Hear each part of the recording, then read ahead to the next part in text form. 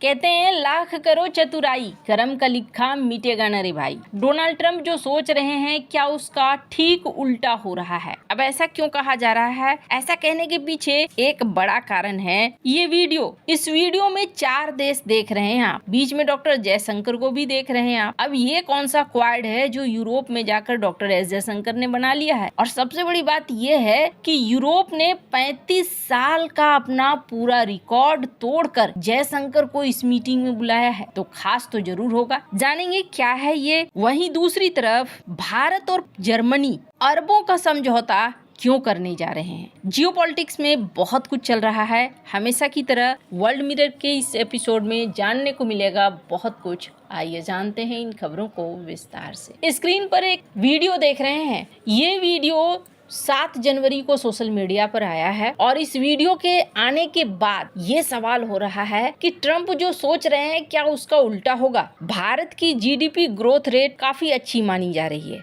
लेकिन 500% के टैरिफ लगने के चांसेस के नाम से ही आज शेयर बाजार में भी देखने को मिला गिरावट। और माना जा रहा है कि क्या ये भारत के ऊपर असर डालेगा। भारत के ऊपर जितना असर डालना था उतना असर डाल चुका है और भारत इस चीज को बहुत अच्छे से समझ रहा है कि हो सकता है अमेरिका का ये प्लान लंबा चले। इसलिए भारत ने बहुत तेजी से रिफॉर्म करना भी शुरू कर दिया, वो बदलाव दिखाना भी शुरू कर दिया भारत ने, ताकि भारत की इकोनॉमी को दिक्कत न हो। अब इस क्रम में ये जो वीडियो है, ये वीडियो भारत के बढ़ते हुए कद को दिखलाता है। डोनाल्ड ट्रंप जो चाह रहे हैं वो नहीं हो रहा है। अब इस वीडियो में डॉक्टर एस जयशंकर के शामिल होने का मतलब हो गया कि यूरोप भारत को साथ लेकर चलना चाह रहा है। ये मैं क्यों बोल रही हूँ, ये वीडियो पेरिस का है। पेरिस में एक बैठक हुई, वाइमर फॉर्मेट बैठक। इस बैठक में भारत को शामिल किया गया, इसलिए इसका नाम दिया गया भारत वाइमर फॉर्मेट बैठक। और इसके बाद एक प्रेस कॉन्फ्रेंस आयोजित की गई। इसमें भारत के विदेश मंत्री डॉक्टर एस जयशंकर, पोलैंड के उप प्रधानमंत्री और विदेश मंत्री राडोस्लाव सिकोर्सी, फ्रांस के विदेश मंत्री जीन नोएल बैरोट और जर्मनी के विदेश मंत्री जोहान वाडेफुल के साथ बातचीत करते हुए दिख रहे हैं। जयशंकर ने कहा कि ये पहली बार है जब भारत इस फॉर्मेट में शामिल हो रहा है। चर्चा 3 मुद्दों पर हुई और ये 3 मुद्दे कौन कौन से थे? पहली बात कि भारत और यूरोपीय संघ का संबंध, दूसरा इंडो पैसिफिक क्षेत्र और तीसरा यूक्रेन संघर्ष। अब यहाँ पर पहला भारत और यूरोपीय संघ का संबंध, ये दोनों के लिए जरूरी है। यूरोपीय संघ अगर भारत के साथ व्यापारिक रिश्ते बनाता है तो व्यापार करने का मौका मिलेगा। भारत एक बड़ा बाजार है, तो भारत के लिए भी यूरोपीय संघ एक बहुत बड़ा बाजार है, चूंकि काफी सारे देश यहाँ पर मिल जाते हैं। हालांकि इनकी जनसंख्या बहुत ज्यादा नहीं है, पर फिर भी भारत के लिए 27-28 देश अगर एक साथ आते हैं तो ये बहुत महत्वपूर्ण बन जाता है। वहीं दूसरा था इंडो पैसिफिक क्षेत्र। अभी हाल में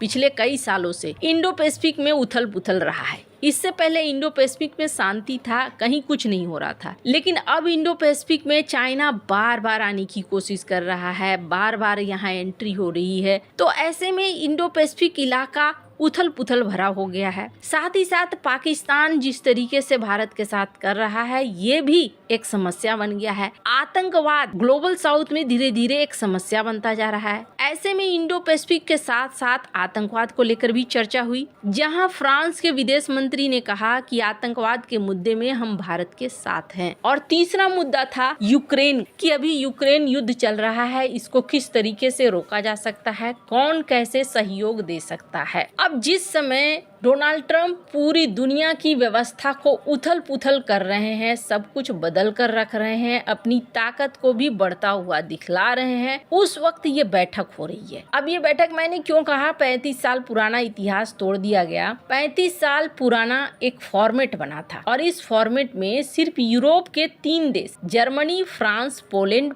मिलते थे और इस बैठक का नाम दिया गया था वाइमर ट्रायंगल। और यहाँ से यूरोप के फैसले निकलते थे कि यूरोप में क्या होगा और क्या नहीं। जर्मनी जो एक आर्थिक शक्ति था और फ्रांस जो एक सैन्य शक्ति था, ये तीनों का बैठक हमेशा होता था। लेकिन इस बार देखने को मिला कि इन्होंने अपनी बैठक में भारत को शामिल कर लिया। अब ये बताता है कि भारत की भूमिका दुनिया में बढ़ गई है, खासकर सिक्योरिटी, इकोनॉमिक और रणनीतिक साझेदारियों में। बैठक का मुख्य फोकस यूरोपीय सुरक्षा, आर्थिक सहयोग और दुनिया की चुनौतियों को जैसे यूक्रेन युद्ध या इंडो पैसिफिक में स्थिरता, इनके लिए सहयोग बढ़ाना है। अब आप समझ सकते हैं कि ये कितना ज्यादा महत्वपूर्ण है। वाइमर ट्रायंगल वैसे बना था 1991 में, जो शीत युद्ध के बाद यूरोप के लिए, जैसा मैंने कहा, फैसले लेता था। अगस्त 1991 को जर्मनी के वाइमर शहर में जर्मनी के विदेश मंत्री, पोलैंड के विदेश मंत्री और फ्रांस के विदेश मंत्री मिले थे और तब से ये बैठक शुरू हुई थी। उस समय पोलैंड की मदद की जा रही थी कि आप नाटो में एंट्री ले लो।